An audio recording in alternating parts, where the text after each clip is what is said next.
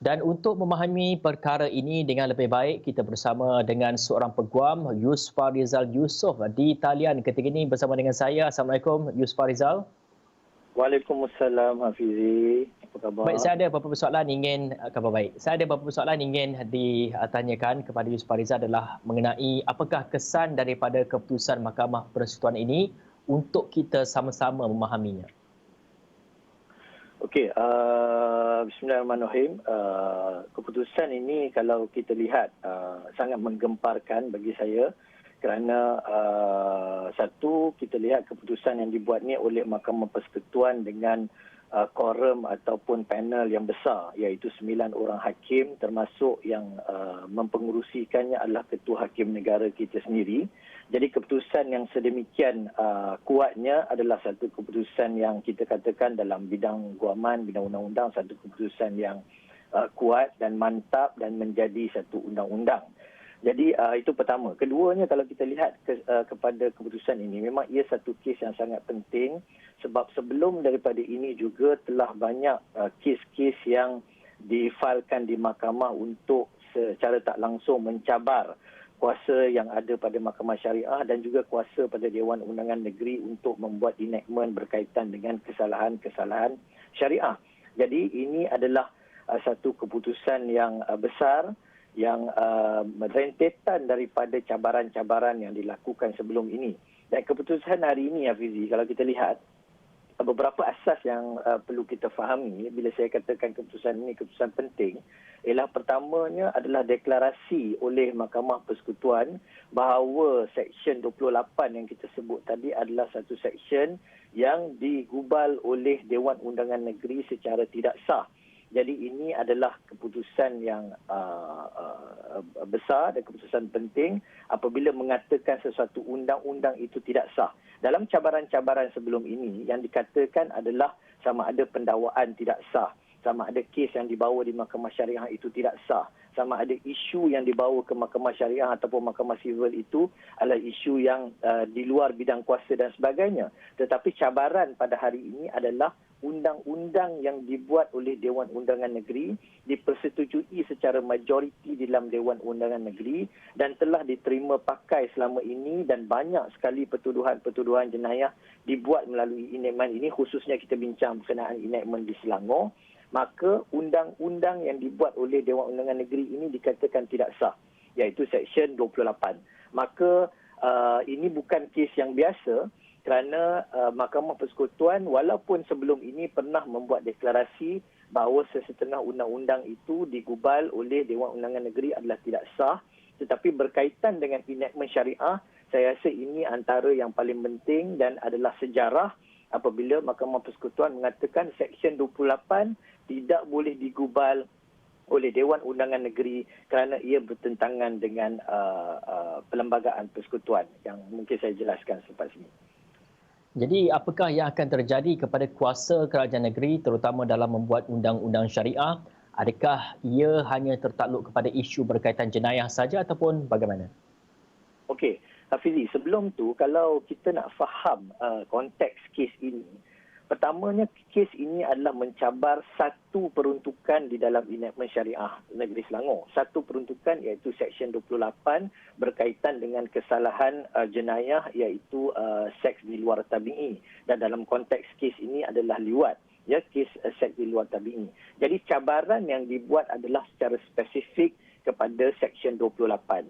Maka pengisytiharaan yang dibuat oleh Mahkamah Persekutuan pagi ini juga adalah secara spesifik bahawa Seksyen 28 itu tidak sah. Jadi membaca konteks dan latar belakang ini, saya nak katakan begini. Dalam undang-undang, kita cabaran yang dibuat secara spesifik, maka ia hanya terpakai secara spesifik kepada Seksyen 28. Yang menjadi isu kat sini adalah kuasa Dewan Undangan Negeri.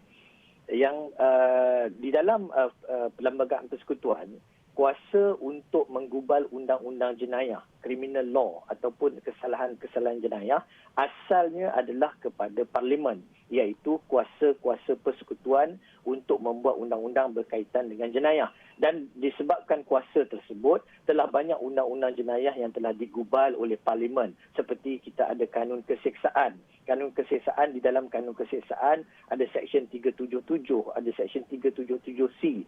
Kesalahan melakukan seks di luar tabi'i telah ada di dalam kanun kesesaan.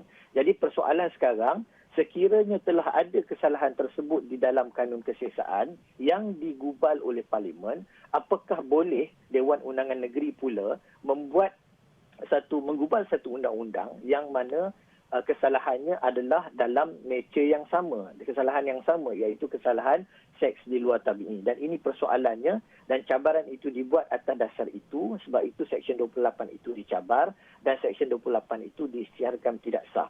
Jadi kalau kita tak boleh nak mengatakan bahawa disebabkan kes ini, maka seksyen-seksyen lain yang digubal di bawah enactment syariah, yang digubal melalui Dewan Undangan Negeri juga tidak sah. Cuma akan timbul selepas ini hujahan-hujahan yang akan merujuk kepada keputusan kes hari ini. Dan ini yang agak bagi saya membimbangkan, kerana apabila kotak Pandora itu telah dibuka, maka mungkin ada cabaran-cabaran lain selepas ini kepada peruntukan-peruntukan seksyen yang lain, sebagaimana yang terdapat dalam enactment syariah. Sebab asas kepada keputusan hari ini, walaupun yang dicabar adalah Seksyen 28, tetapi asas keputusan mengatakan bahawa selagi mana ada di dalam Undang-Undang Persekutuan, selagi mana Parlimen telah menggubal Undang-Undang Jenayah, selagi mana ada peruntukan-peruntukan kesalahan jenayah di dalam kanun kesesaan, maka Dewan Undangan Negeri tidak boleh untuk menggubal undang-undang berkaitan dengan kesalahan yang sama. Itu asasnya. Jadi mungkin ada banyak lagi kesalahan nanti yang mungkin akan dicabar atas asas ini.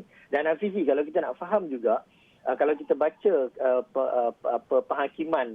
rumusan penghakiman yang dikeluarkan oleh Ketua Hakim CJM, iaitu Ketua Hakim Melaya, mengatakan bahawa Hakim Besar Melaya mengatakan bahawa pemahaman beliau berkenaan dengan kesalahan-kesalahan yang bertentangan dengan perintah agama Islam, disebut dalam bahasa Inggeris Precepts of Islam, yang dibenarkan Dewan Undangan Negeri untuk gubal. Pemahaman beliau adalah tertumpu hanya kepada 3 perkara. Kalau kita baca 3 perkara yang beliau sebutkan adalah, pertamanya, kesalahan-kesalahan yang berkaitan dengan akidah. Iaitu kalau ada orang membawa ajaran sesat dan juga membawa ajaran-ajaran yang bertentangan dengan Al-Quran, seperti ajaran sebelum ini ayah pin dan sebagainya, itu diterima sebagai kesalahan jenayah syariah yang berkaitan dengan akidah. Kategori kedua yang beliau maksudkan adalah kesalahan yang berkaitan, yang bertentangan dengan kesucian agama Islam. Contohnya apabila kita menghina Al-Quran, apabila kita tidak menunaikan tidak menunaikan solat Jumaat dan sebagainya, mempertikaikan zakat dan sebagainya, mempertikaikan Nabi Muhammad. Ini semua adalah berkaitan dengan kesucian agama Islam. Dan yang ketiga, Hafizi, kesalahan yang mereka diterima oleh mahkamah sebagai kesalahan jenayah syariah adalah kesalahan berkaitan dengan moral. Iaitu kalau kita lihat kesalahan zina misalnya, iaitu berlakunya persetubuhan secara haram antara lelaki dan wanita di luar pernikahan, dan juga kesalahan khalwat, minum arak dan sebagainya. Jadi bagi Mahkamah Persekutuan, konteks yang mereka fahami adalah kesalahan-kesalahan sebegini sahaja, yang dalam kategori 3 kategori ini sahaja yang boleh digubal oleh Dewan Undangan Negeri.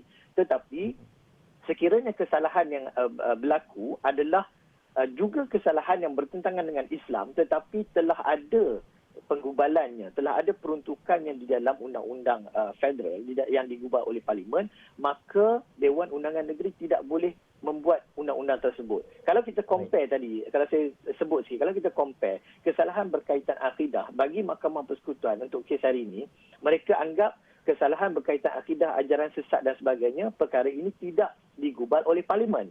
Tidak ada akta yang mengatakan secara spesifik, kesalahan akidah ini boleh dihukum di bawah kanun kesesaan. Tidak ada. Sebab itu dibolehkan oleh Dewan Undangan Negeri.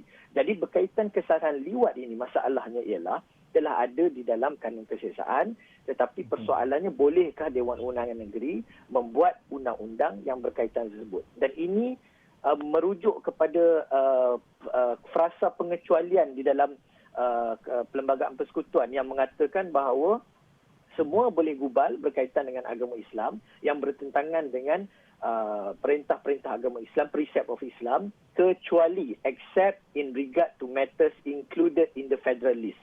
Kecuali perkara-perkara yang dimasukkan di dalam senarai persekutuan. Senarai persekutuan itu apa? Antaranya adalah yang saya katakan tadi, undang-undang jenayah.